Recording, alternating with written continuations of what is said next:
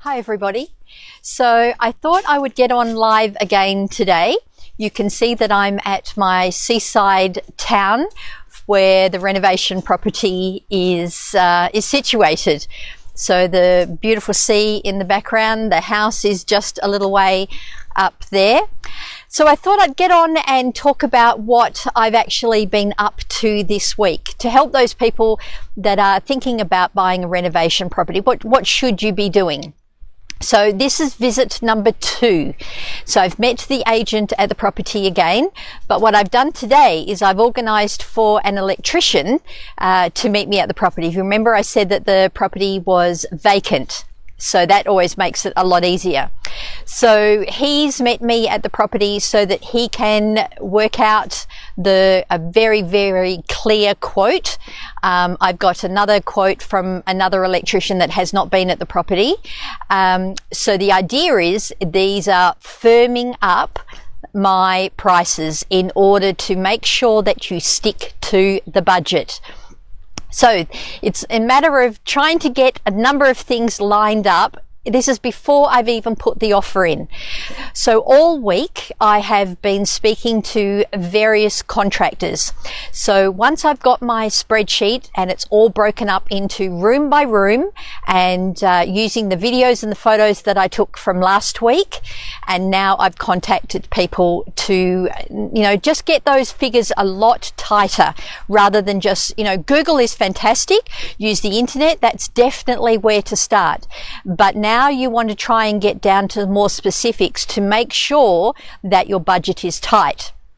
So it's been really important to do that throughout the week. And that's pretty much what I've been doing. Once I got all my numbers locked in, I then have a builder friend. So I've sent him my spreadsheet and said, look, can you just have a look over this? Do you think that I have missed anything, or is there something that you think I've overestimated, or more importantly, underestimated? So it's always good to have somebody else to look at your numbers. If you don't have anybody, then I suggest that you go to some kitchen places. We're coming out of lockdown here in London, but in the rest of the world, depending upon where you are, you can still do a lot over the phone. And just making sure that, it's simple things like today I have gone to a lot of trouble to measure windows exactly, the exact size measurements, because one of the windows needs replacing. It's got an old fan in it in the kitchen, and I'll be putting a new range hood, so that's not necessary. But whilst I'm at it, I may as well take very good pictures of every other window in the house to see whether they open, they close, whether they're lockable, because glaziers, when they come in, you can save a lot of money by getting them to do 2 or 3 windows. If you get them to do one window and then you realize, later on, I should have got that other window. All right. You don't want to be doing that. You want to be able to get trades. Now, the other tip I can give you is when I spoke to this electrician, both the one that quoted not being at the property and the one today who's actually met me at the property, always check with them, do you have a plumber friend? Because invariably electricians and plumbers, they have mates, and if they work together really well, that is a good relationship for me as the renovator. So it's always good to know, have you got a plumber mate? Now, this guy who I've met today, I've also said to him, when you speak to your plumber mate, and I've given him a list of the things that I'm looking for, could you just check he has the same availability as you? Because obviously you guys need to get in as quickly. The minute I get the keys, we'll be having a conversation about you coming in and doing the rewiring. Absolutely, he said. Yep. In fact, given our phone call, I actually had a chat with him this morning before I came. I'm going to take a couple of photos of things and be able to give you a firm quote on that. So you can see, again, I said last week about real estate is not only about property and houses and bricks and mortar, it's about people. getting good relationships with these people, you know, being clear. Now, once we get to, I gave him a list. So rather than just walking to the property and going, you know, I just need it rewired, I also had, and I need these lights these light fittings. I will also have these radiators changed. This is the configuration that I'm thinking for the kitchen. So I'd like to put a washer here, a washing machine underneath the bench here. I'd like to put a dishwasher over here. I want to move the stove and the oven over here. Do you see any problems? No, he's fine. I had a ladder with me and I got him to go up into the loft to have a look up there. Is there any surprises or whatever? Luckily, unlike the rest of the property that is rubbish from one end to the other, the loft is clear. Yay!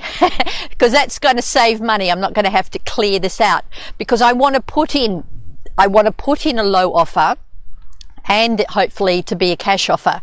So all of these things come into play. But this week, so if you think about from the day I've seen the property and I've done my research on the area. So those were the large things I was looking at.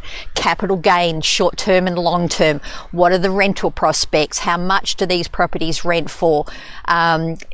I never pay any attention to what they're asking. I do my own due diligence and work out what the property is actually worth.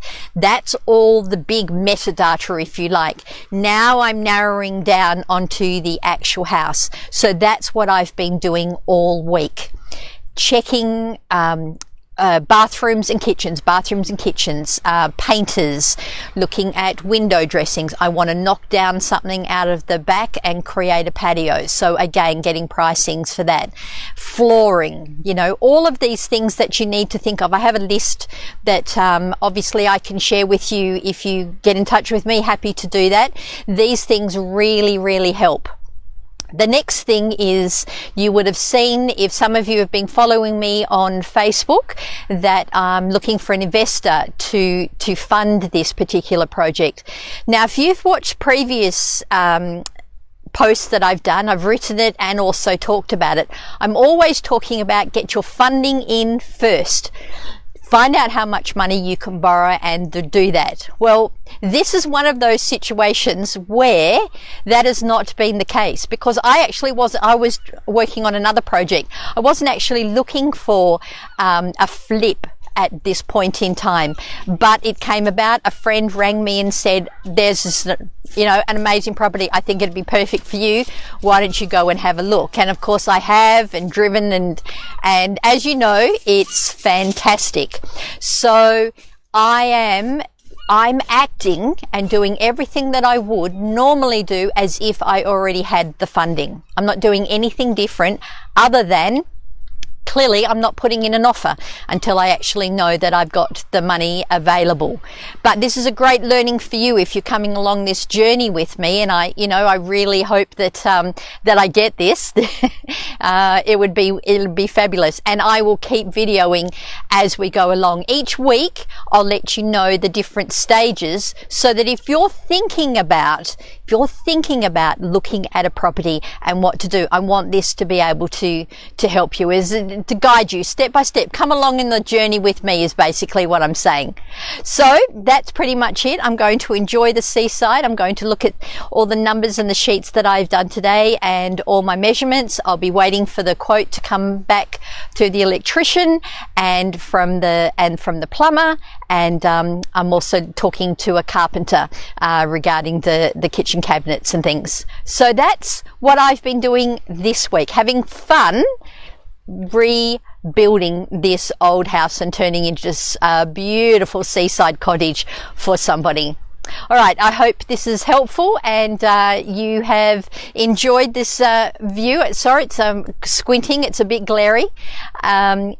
Enjoy your day, and I will talk to you soon.